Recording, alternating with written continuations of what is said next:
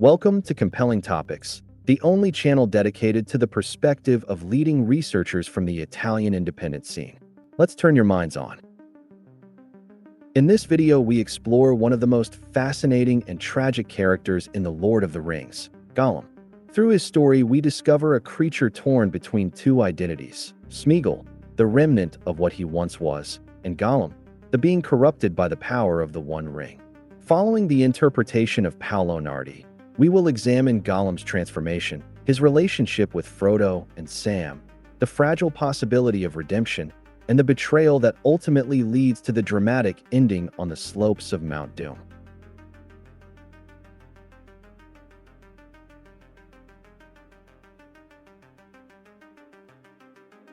Paolo Nardi begins with a very clear statement. It is undeniable that Gollum is one of the most extraordinary characters ever created in the history of literature, not only within the world of J.R.R. Tolkien, but in literature as a whole. He is a complex, layered, deeply tragic character. This is particularly interesting because, at first glance, he might almost appear comical. In reality, however, he is a tormented figure, petty, calculating, greedy, always ready to lie and betray his word. At the heart of his tragedy lies a split personality.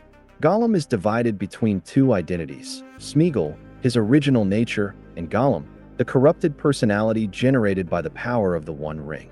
This division is clearly noticed by Sam in The Lord of the Rings, and it is one of the deepest aspects of the character. The two personalities speak to one another almost as if they were separate individuals. This dynamic was portrayed masterfully in Peter Jackson's film trilogy, where it truly feels like a constant dialogue between the dominant personality, Gollum, and the weaker, more yielding one, Sméagol.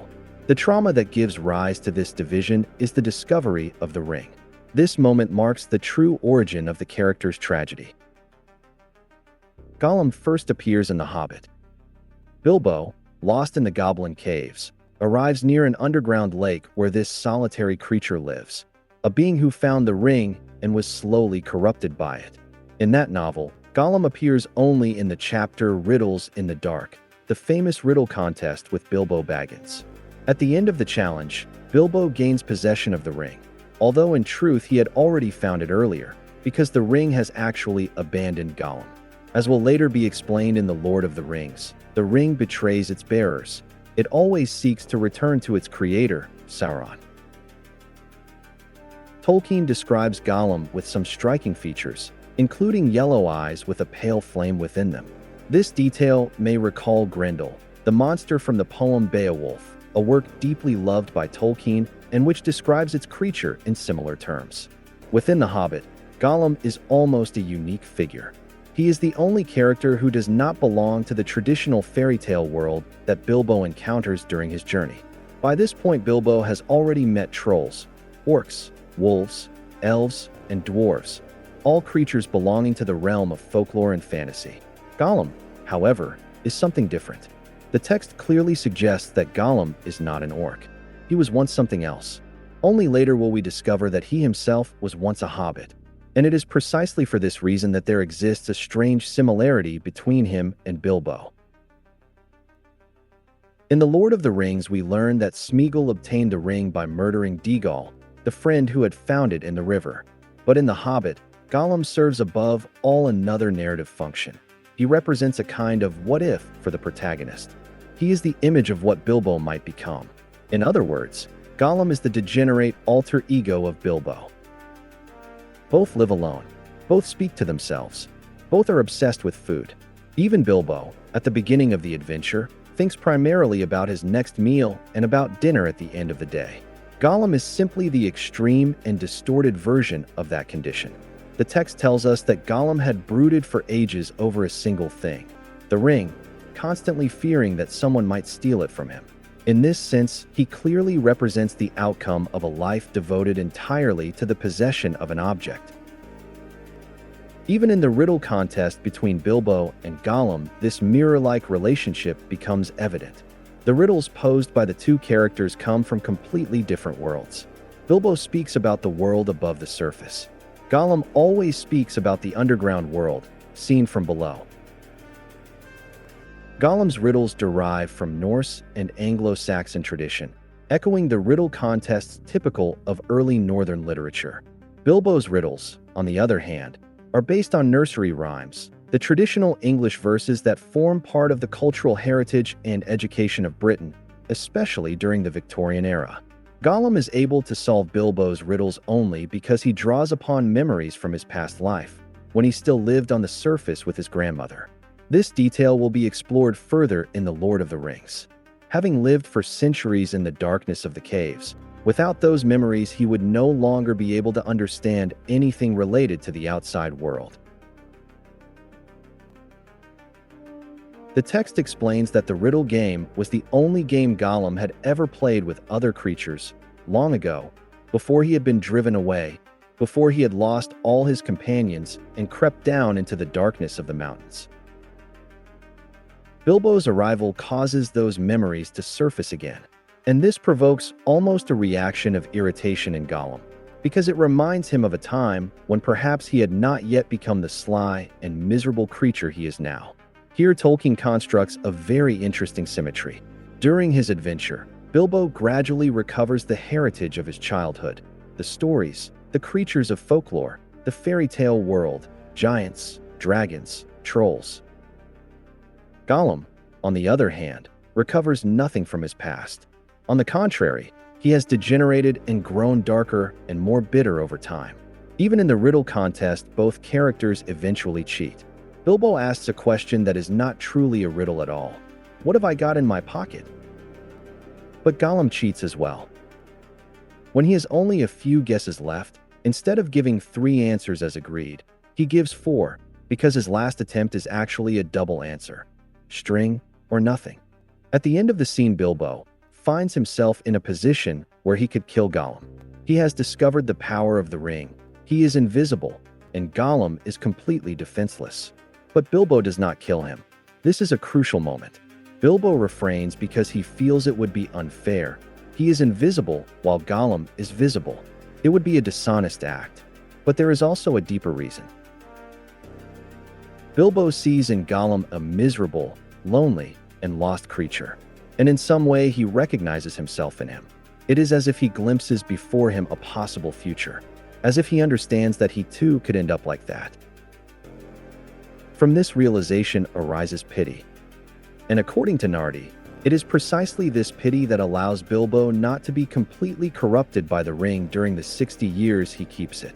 Because while Sméagol began his story with the ring through murder, Bilbo began his through an act of mercy. Gollum returns in The Lord of the Rings as early as the prologue, where the story of how Bilbo Baggins found the ring is summarized. This scene is of crucial importance because it immediately establishes an unbreakable link between Gollum and the One Ring. One could say that Gollum is a character bound to the ring by an inseparable tie, and his problem will never be resolved until the ring itself is destroyed.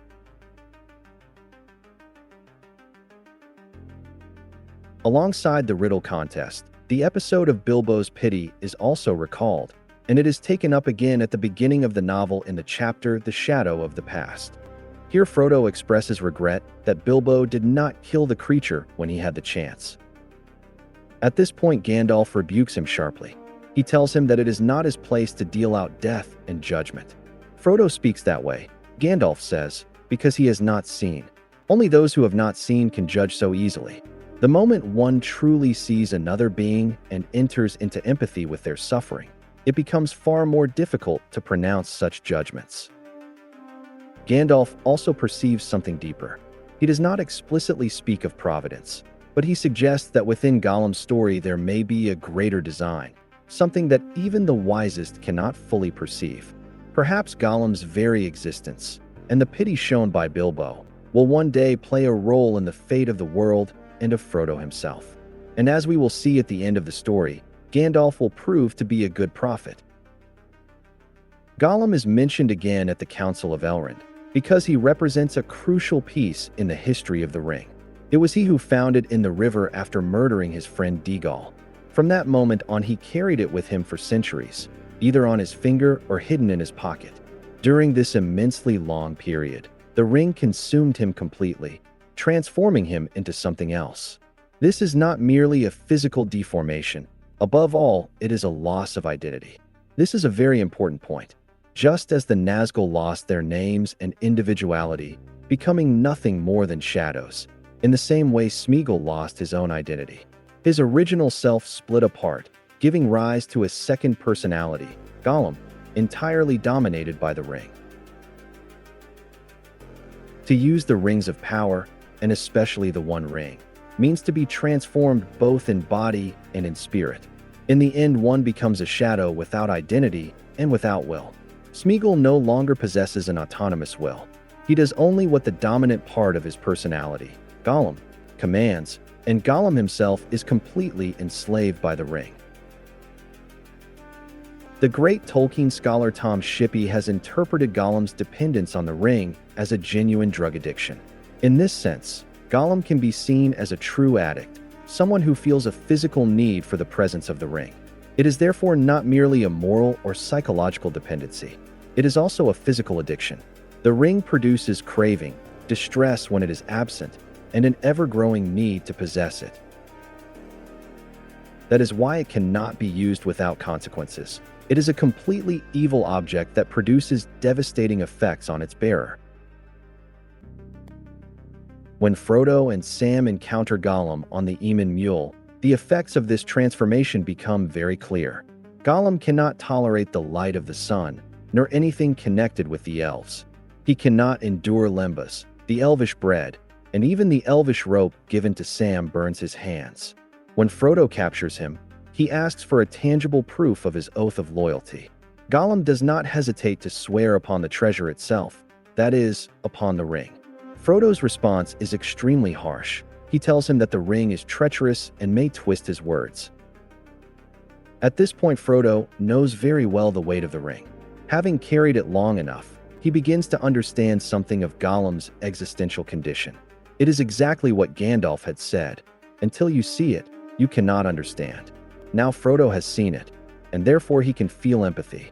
Just like Bilbo before him, Frodo sees in Gollum a kind of what-if, a possible future, what he himself might become if the ring continued to corrupt him. For this reason, Frodo does not want to kill Gollum. On the contrary, until the very end he will try to protect him and to believe that redemption might still be possible for him. Sam's position, however, is very different. Sam is far harsher toward Gollum. He cannot feel the same empathy that Frodo does. For him, Gollum remains a repulsive and dangerous creature. The reason, Nardi suggests, is simple. Sam is not the ring bearer. He therefore cannot fully understand the inner destruction produced by that object. When Gollum agrees to swear upon the treasure, Frodo answers with equally harsh words. He tells him that all he truly desires is to see and touch the ring, even though he knows it would drive him mad. And he reminds him that the ring is right in front of him. At this point, a very significant scene occurs. Sam witnesses something extraordinary. For a moment, Frodo seems to grow, becoming larger, while Gollum appears to shrink. The text describes Frodo as tall and stern, almost majestic, while Gollum appears like a small animal at his feet, like a dog wagging its tail. This scene perfectly reveals the nature of the ring's power. Its power is always based on a relationship of master and servant. The master commands, the servant obeys.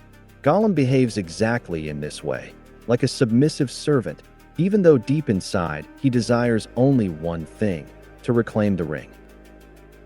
The transformation is described even physically. Frodo appears taller while Gollum shrinks, even though in reality the two are the same height. Both are hobbits. Frodo is the only one who truly manages to control Gollum.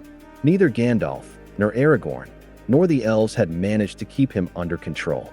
All of them had captured him at some point, yet Gollum always managed to escape.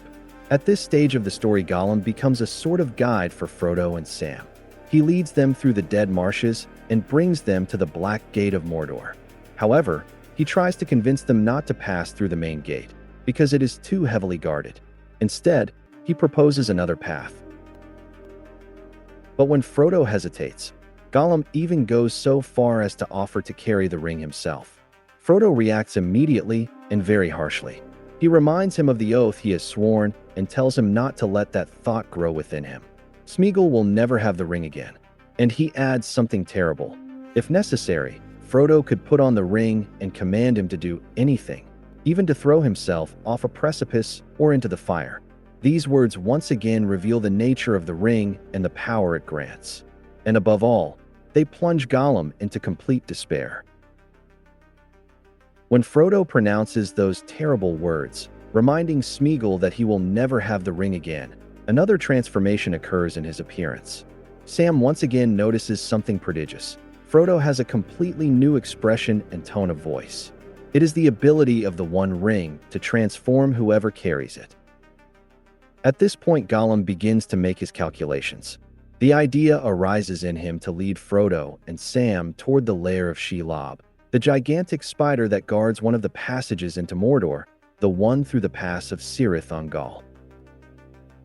Before that, however, another important episode occurs, the encounter with Faramir in the forests of Ithilien. When Faramir discovers the existence of Gollum, the creature believes he has been betrayed by Frodo, by the very one who until that moment had always defended him. Frodo tries to convince him that this is not the case, but Gollum does not believe him. On the contrary, he reacts by even spitting in Frodo's face. At this point, Frodo has no other choice but to use the only language Gollum truly understands, the logic of the ring, that is, the logic of power. He threatens him by saying that he could put on the ring and order him to choke on the fishbone he is eating. It is a terrible threat, but perfectly consistent with the dynamic of the ring, master and servant. The master commands, the servant obeys. And yet, despite the fact that Sméagol's trust has been shaken, there is still a moment in the story when redemption seems possible. This happens when Frodo, Sam, and Gollum reach the borders of Mordor, near Minas Morgul, climbing toward the pass of Cirith Ungol.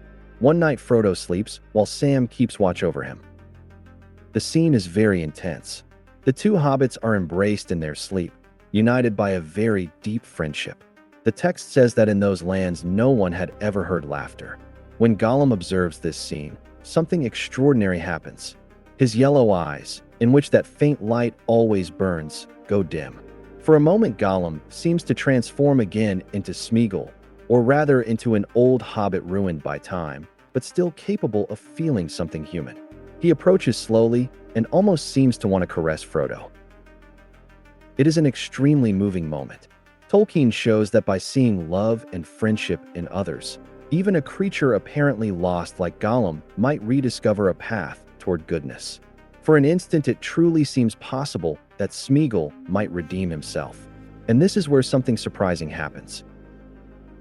At the very moment when that transformation might have taken place, Sam intervenes abruptly. Sam has always been very harsh toward Gollum and reacts with suspicion and anger. His words interrupt that moment. And so Sméagol disappears again, leaving space for the personality of Gollum. The creature feels rejected and humiliated, and definitively decides to betray the hobbits. He will lead them into Shelob's lair. Without Sam's intervention, perhaps Gollum might truly have changed.